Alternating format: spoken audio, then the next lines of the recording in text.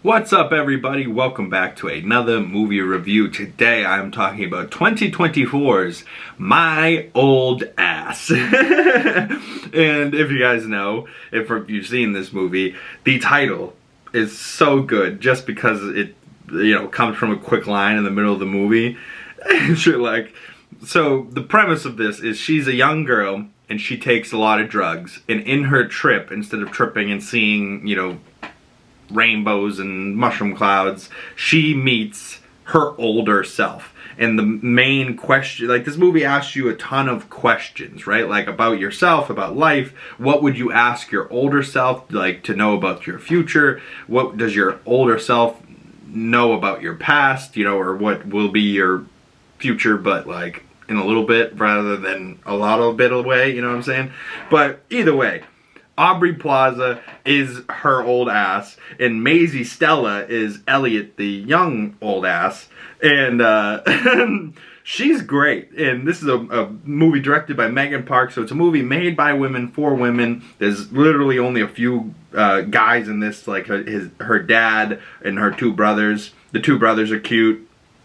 The boyfriend, Chad, or soon-to-be boyfriend Chad, he's fine, I bought them, but Kiersey Brooks, or Kyrus Brooks, as Ro, she was so funny, right? Every time her character came up, she made me die laughing. But every time Maisie was interacting with Aubrey Plaza, so funny. So funny. I really loved it. But then it also has a good ending and a nice heartfelt moment, and really makes you think hey, you never know when the last time you go on a bike ride as a kid. You never know that the last time it's going to be the last time you get to see your friends, the last time you hung out. And I think we all have this moment. I remember hanging out with, I don't know if they're watching, but my old neighbors, Brendan Studley, Kevin Studley, the two brothers that lived up the street from me when I was a kid.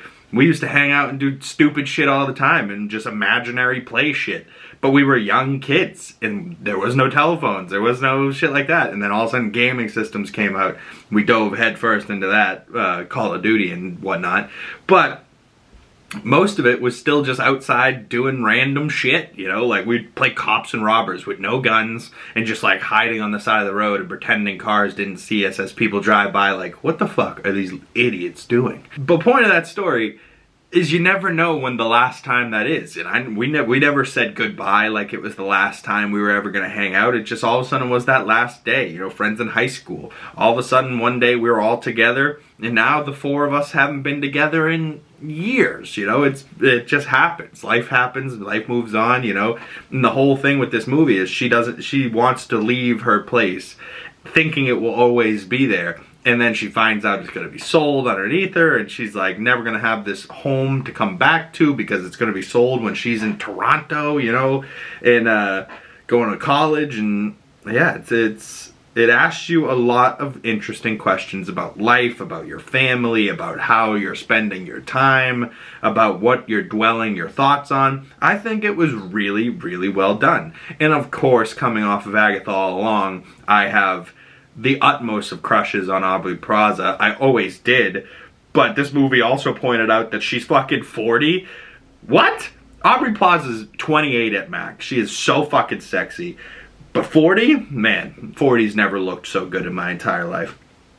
But her character in Agatha All Along, I won't spoil it if you guys don't know, is so worth it. She is by far my favorite part of Agatha All Along.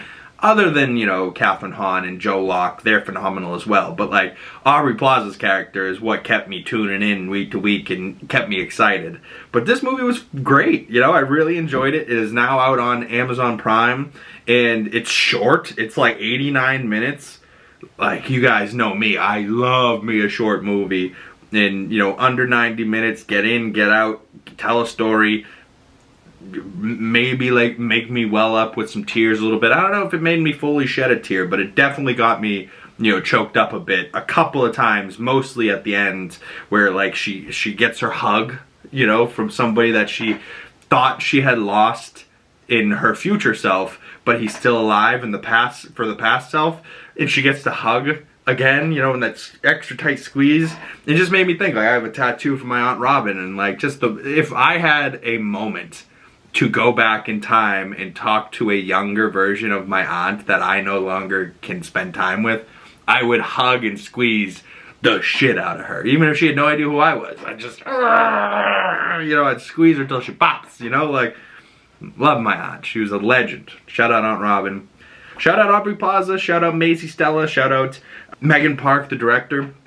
Really good movie. Go check it out for yourselves. I really enjoyed this one, and this was just like a solid movie.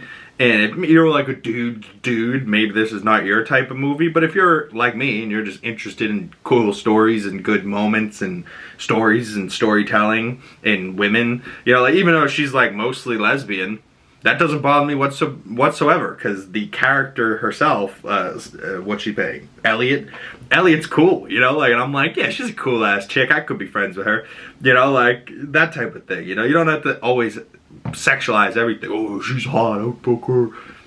You can just see a woman and be like, nah, she's got a cool vibe, I'd fuck with her, like, oh, well, you guys get what I mean. Yeah, not literally, figuratively. She'd be my type of human being to talk to, you know what I'm saying? But, good movie. Comment below your thoughts on it if you've seen it, or if you want to see it.